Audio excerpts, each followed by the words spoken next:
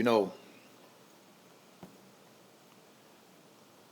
before I get into the meat of this video, there's a few things that I need to say up front that will, of course, serve as the intro to this masterpiece.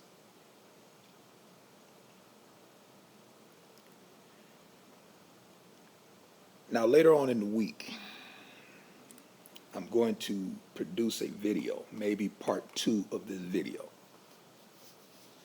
where I have a major announcement for my Rabbit Hole Productions. Many of you who have been viewing my classic ongoing series, you know what it is, you know how irrefutable and delectable that commentary is. And I decided to take a different turn. Well, not necessarily a different turn, but a turn in the Rabbit Hole Productions, and I'm going to explain that in a video that I'm going to produce on, I'm thinking maybe either Wednesday or Thursday. I'm going to put up a public video, and I'm going to deal with all that in the whole, but that's forthcoming. And you've seen the title of this video here. And I know that one more again, because as I told y'all, anytime you come with a different perspective, you're going to get butt-hurt Negroes who's going to want to bicker and argue with you. And if you've seen the title of this video, I think the title alone will have these Negroes' panties in a bunch. But before I even get into why I defend this protest, let me say this, because I get a lot of blowback from Negroes. And they don't understand why I say what I say when it comes down to black men. And I often tell y'all that many of them have the brain capacity or the brain size of a dehydrated BB. Many of them, for the most part, again, are not the sharpest knife in the drawer, nor are they the brightest bulb on the tree. They're just not. And when I say this stuff, many times people come back and they get offended and they want to try to fuss, and they want to try to argue. But then I have to come back and I have to remind them, listen. What I use as my best example, I mean, this is just classic. I can say it, but y'all disagree with me saying it. So if I show it to you, then you have to, come to terms with what you see. That's the reason why the best example that I can give you as to why I say what I say about the intelligence level of black men, why they are intellectually lazy, why I don't think they're the sharpest knife in the drawer nor the brightest bulb on the tree. The best example that I can give you is black men themselves. That's the best example I can give you. I can't give you nothing better than that. All I have to do, or all I can do, is just take their behavior and point it to you and say, look at it. When you take a panoramic view of the behavior of the Afro-American Negro male in 2017, whether you like me or not, whether you agree with me or not, whether you like my productions or not, when you take a panoramic view of this black male in 2017, you too would have to admit, you know what? God damn it, I don't like that guy, but he has a point. And I'm going to show y'all that again at the end of the video. But now when I looked at this dust up, it took place in Charlottesville. And I talked to a couple of guys, we're looking at the coverage on TV, and you begin to hear the talking heads asking, should they be allowed to protest? Why are they allowed to protest? Why were they given permits? And should these type of protests be allowed? And you had different guys giving their opinion. Many of them said no. And again, I had to come back because this is my position, and I've been very thorough with this position. I've done videos on it. And I disagree with them. I told them, yes, they should. And the black men looked at me surprised, and they looked dumbfounded. Well, wait a minute, brother. How can you say that you are in agreement with a protest of the Klan, white nationalists, Nazi sympathizers, and the like? How can you say that you're in support of that? And I tried to inform these guys, listen, I am a defender of freedom of speech. And I defend freedom of speech. I'm an advocate of freedom of speech. I believe in it. I took issue when they shut down the organizer of the march, Jason Kessler, at his press conference, and the anti-protesters came and shut down his press conference. I disagree with that. I let him speak. I don't buy into this notion that because you get offended by what I'm saying, you should be allowed to shout me down, shut me down, flag my video because you simply disagree with what I'm saying. That's censorship. I don't support that. I don't believe in that. I don't engage in that practice. This is the reason why I had such a problem. And if you follow me, you know this because I covered this in my rabbit hole with this, all of that flagging that was taking place under the guise of hate speech. No, they should be allowed to organize and have a rally. That is their First Amendment right. Yes, they should be allowed to have those rallies. Yes, they should. And if you disagree with them, why show up? And the reason why you show up is because you want to try to prevent them from exercising their freedom of speech. This is what's done. This is the society that we live in. This is the reason why when Ann Coulter goes to a liberal university to give a lecture on one of her books, this is the reason why the liberals can shout her down, protest, because they don't want her to exercise her freedom of speech. They disagree with her so much that they want to prevent her, even to the extent of using violence. I mean, this is a society that we live in. So because you disagree with their position, you think it is your responsibility to show up at their rally and hold a counter rally, and I say no. That is their right. If you want to give a different side of the story, listen, you can hold a rally. And I'm going to say this, and I know a lot of people are going to disagree with it. They're not going to really understand what I'm saying because they don't understand the defense of freedom of speech. But if there were no anti-protesters at Saturday's rally, would there have been violence? It is sad what happened to the female who lost her life. Nobody's making light of that. It's a tragedy. But at the end of the day, if there were no anti-protesters there, would that guy have driven his car into a bunch of men who were there for the same reason? You had violence and conflict there because you had people who showed up attempting to infringe on these individuals' freedom of speech. Even if you disagree with it, they still have a right. And now that's a difficult thing for Negroes to grasp. They can't get that. They just can't. They cannot digest it, and particularly black men can't digest this. This is the reason why you see black men on social media, and it's mostly black men that do this shit. When they hear somebody make a video on YouTube and they disagree with them, and they're making video after video after video after video, you got some Negroes who have created entire channels with nothing but response videos to other people's opinion. other people who give their opinion on video, you have some people who go out, make response videos, and this is all they do because they get so butthurt over different opinions.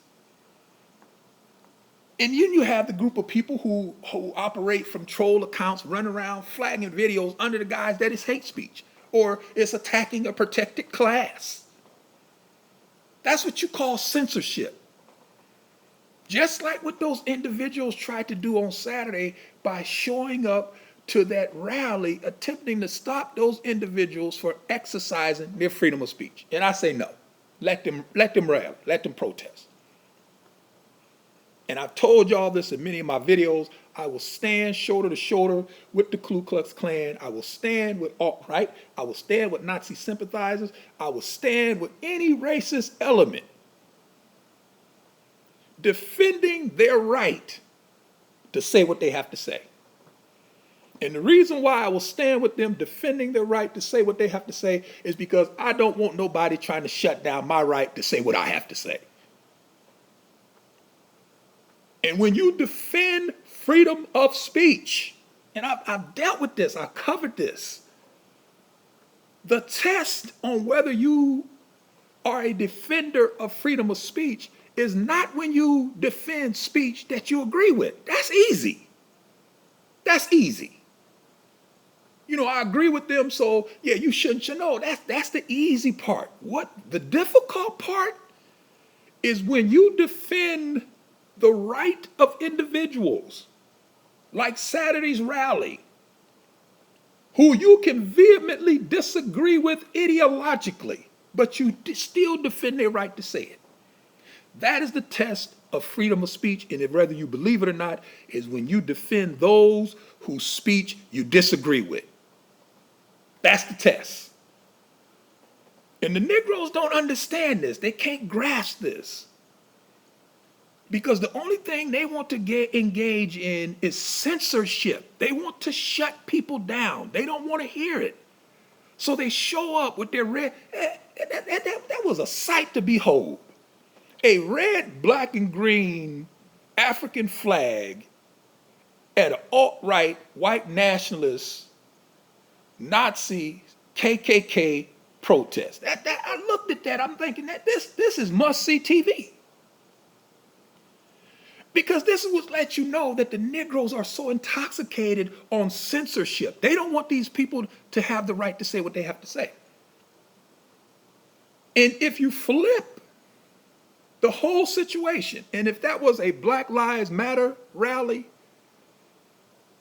and alt-right Nazi sympathizers, the Klan showed up, the first thing those Negroes would have said is, why are y'all here?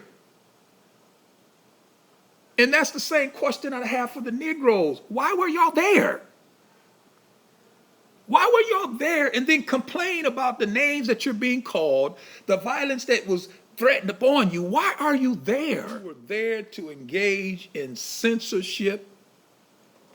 You were there to engage in the assault on freedom of speech. You were there to shut down individuals, whether you agree with them or not, who has a First Amendment right to rally, to protest, and to say what they have to say.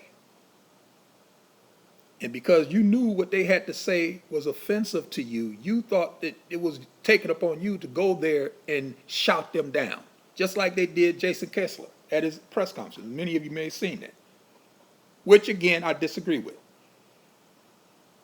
Don't mean that and I see what's going to happen is you're going to have one of these Negroes. And what's really funny, I find this to be most funny, and it actually only really, and I know y'all wondering about this picture, but I'm going to get to that in a minute. And I really find this funny that, you know, you will have Negroes who will come back and misinterpret everything that I said. And many of these Negroes would like to call themselves intellectuals. And if you call yourself an intellectual, if you call yourself an attorney, if you call yourself a scholar, and you can't pick up on why I'm saying I defend that rally, that white nationalist rally, is because I defend freedom of speech. And the test on whether you are a defender of the freedom of speech and the First Amendment is not defending speech that you agree with. That's easy. It's when you have to defend speech that you disagree with and the person's right to say it. That's when the test, that's when you take that difficult test. And if you're going to run around and say that you are a defender of freedom of speech, I mean, you can't say that these individuals on Saturday had a right to that protest, then you're not a defender of freedom of speech. Because then it's only when you agree with the speech. And it can't work that way. But you're going to have Negroes who are going to misinterpret it, just like they do when I made the video about why I support the Klan. Very clear. I mean,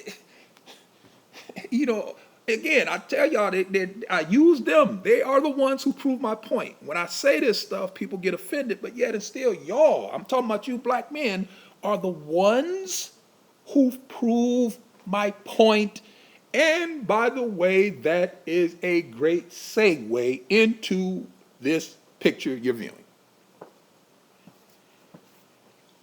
Because this is problematic, and I'm going to address that in the later video, what they're requiring Donald Trump. They want Donald Trump to come out, and they want him to denounce by name alt-right, the KKK, neo-Nazis. They want him to come out and say this by name. I'm going to deal with that in a video later on in the week.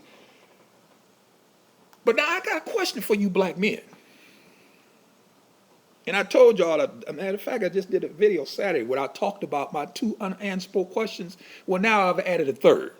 And you followed it, if you watched that video on Saturday, I talked about the first question that I asked, unanswerable, to blacks who supported Barack Obama, who call themselves Christians, and Barack Obama's policies.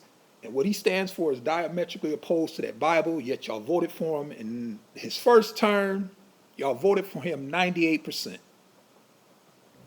In his second term, a few of y'all woke up, y'all voted for him 93%. Yet 80% of y'all say that y'all are Christians. How do you do that? And again, I'm still waiting on the answer. The second unanswerable question dealt with, how these pro-blacks get offended over opinions, and you ask them, well, who made your opinion the opinion, and why is what you say the barometer for being black? If I agree with you, I'm black. If I disagree with you, I hate black people. Still waiting on the answer. Third question that's going to be added to that list is the question that I have to you black men who supported Donald Trump. And y'all got mad at me when I told y'all what y'all look like. Y'all look like a bunch of cheerleaders with y'all's pom-poms and y'all mini skirts and y'all go-go boots. You black men got mad at me for saying that, but I don't really care. I mean, hell, half of you Negroes I wouldn't even deal with, and the other half of y'all I don't trust. So, I mean, it is what it is. But I tried to explain this to you brothers. Y'all look like cheerleaders. And now I have to come back with a third question. I actually can put it in the unanswerable question because I know ain't nobody going to be able to answer it, but I'm going to give you a chance to. And that question is, you explain to me, how is it that Donald Trump's message, what he ran on, his political platform, can resonate with the Klan, Nazi sympathizers, alt-right, white nationalists? How can his message embolden them and you at the same time? How is that?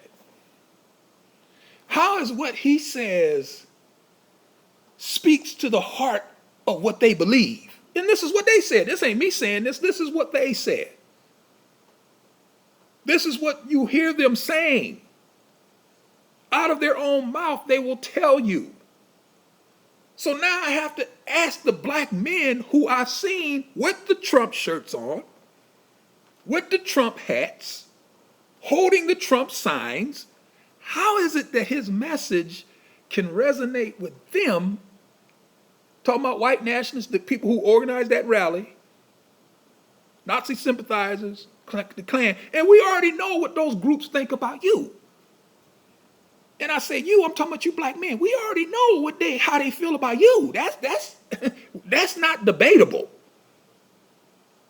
We ain't even got to take no time to debate this. We know where they stand. It is abundantly clear. It is axiomatic what they think about you. So how does his message resonate with them and you at the same time? How? Now, to be fair, because I'm a fair guy.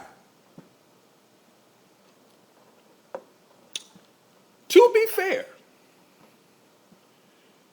we have to conclude one or two things. And the first thing that we would have to conclude is that Donald Trump is such a communicator whereby he can speak to the aspirations and the desires of the fringe of the alt-right Klan, Nazi sympathizer. He can speak to them. And he can articulate a message for you. When I say you, I'm talking about you black men. Because he's such a communicator. Now, that's one justification that we can use. But again, when we look at all of the facts, we got to take that one off the board because we know that he's not a great communicator. He's just not. He's just not. No, this is the reason why he uses Twitter. He's not a great communicator. So we can't use that he has the ability to just speak in soaring rhetoric that he can speak to this group and that group at the same time. Nope, can't use that. I put it up there just for justification. Now, the other thing that we have to conclude, and this is what I started the video off with, and I told you I would address in the later part of the video, and we're in the later part of the video, when I started off talking about how dumb black men are. That's the only other reason we can give.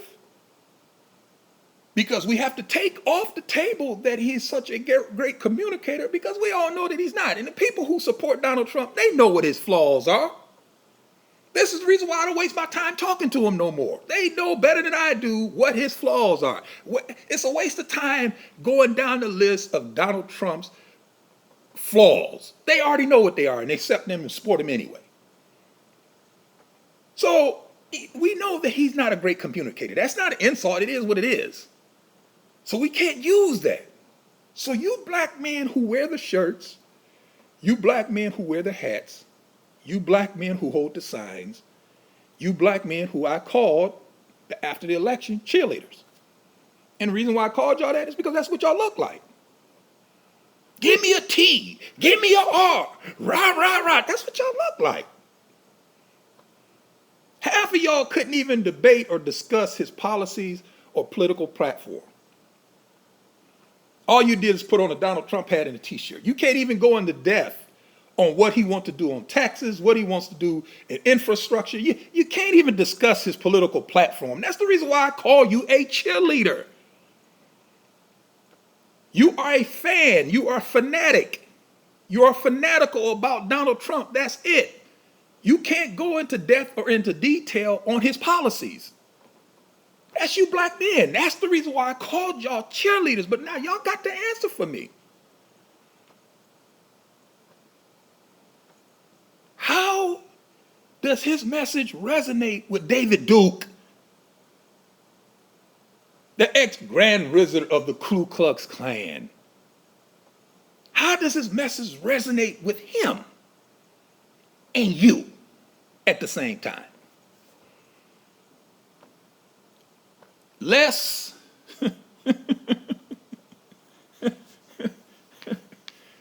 you brothers are what I've been saying all along. And when I say it, y'all get offended. But I have to come back and tell you, don't be mad at me. Because where I'm getting my test case, where I'm getting my examples from, where I'm drawing my conclusions from is you. I'm looking at you. I'm looking at your behavior. I'm placing it under the microscope. And this is what leads me to believe. You can't be, under no set of circumstances, can you be considered the sharpest knife in the drawer, nor the brightest bulb on the tree. When you find yourself aligned with alt-right, white nationalists, the Klan, Nazi sympathizers, when you find yourself aligned with them and we already know what they think about you, dude, what else do you want me to call you, guy? I mean, really, what else do you want me to say? I tried to warn y'all of this. And I sat back after the election. I fell on the sword. I called it wrong. I'm not a fan of Hillary Clinton, but I'm not a fan of Donald Trump. And I've been very clear on that from the very first debate that they had, where I stood. Did not alter, did not switch my position, none of that. And y'all ran around like a bunch of cheerleaders. Give me a T, give me R, give me M, give me a P. What did that spell? Donald Trump! What did that spell? Trump! Y'all look like a bunch of cheerleaders. Now y'all are in cahoots with these elements. Y'all got to explain this to me, and I'm listening. I'm literally listening because I want to know, and I'm going to give you a chance before I put it with my unanswerable questions. I want to know, and how is it that Donald Trump's message can resonate with the alt-right, white nationalists, Nazi sympathizers, Klan, and that element, and you black men at the same time? How do you explain that? How do you rationalize that? I know politics makes strange bedfellows, but my God, this is going to the extreme. And I'm not going to wait long for a justification or an answer, because I'm already really ready to include it in my unanswerable questions, because at the end of the day,